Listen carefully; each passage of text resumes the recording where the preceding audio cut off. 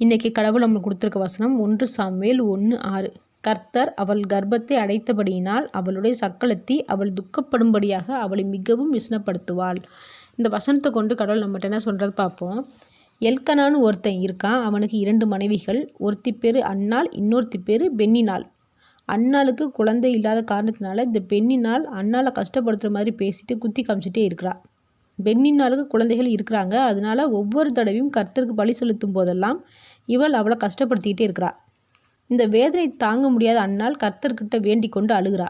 இதை பார்த்த கடவுள் அன்னாளுக்கு ஒரு குழந்தையை கொடுக்குறாரு. அதுதான் சாமுவேல். ஏலிக்கு அடுத்து இந்த சாமுவேல் வச்சு தான் தேவன் நிறைய காரியங்களை நடத்துகிறாரு. இங்கே அன்னாளை உதாசீனப்படுத்தி நோகடிச்சு பேசின பென்னினாளுக்கு குழந்தைகள் இருந்த போதும் அந்த பிள்ளைகள் தேவனை அறியாமல் இருந்தாங்க.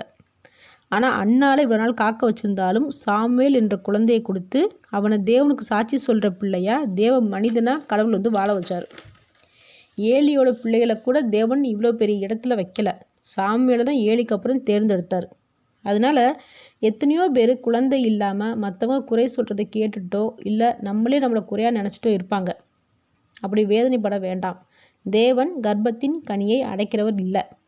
அன்னாள் சாமுவேலை தேவனுக்குன்னு ஒரு பொருத்தனை பண்ணி கொண்டா. அதே போல் சாமுவேலை தேவனுக்குன்னு கொடுத்தா. அதுவும் மனதார சந்தோஷமாக கொடுத்தா. இங்கே எத்தனை பேர் பிள்ளை வரம் கேட்கிறவங்களோ இல்லை பிள்ளைகள் பெற்றவங்களோ அந்த பிள்ளையை தேவனுக்குன்னு கொடுக்குறோம். தேவனுக்கு கொடுக்க யாருமே முன் வரது இல்லை. ஆலயத்தில் ஒரு சின்ன வேலை இருந்தால் கூட நீ போய் பாருன்னு சொல்லி அனுப்புறதில்லை. பிள்ளைகளே போகணும்னு நினச்சா கூட நீ போக வேண்டாம், அதெல்லாம் அங்கே இருக்கிறவங்க பார்த்துக்குருவாங்க, நீ பேசாமல் இருன்னு சொல்கிறோம்.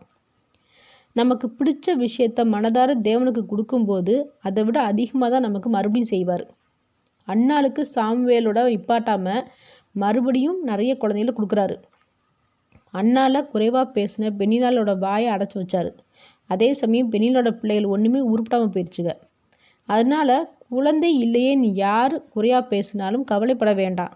ஏன்னா தேவன் உங்களோட கர்ப்பத்தின் கனியை திறந்து தேவனுக்கு சாட்சி சொல்லும்படியாக குழந்தைகளை கொடுப்பாரு.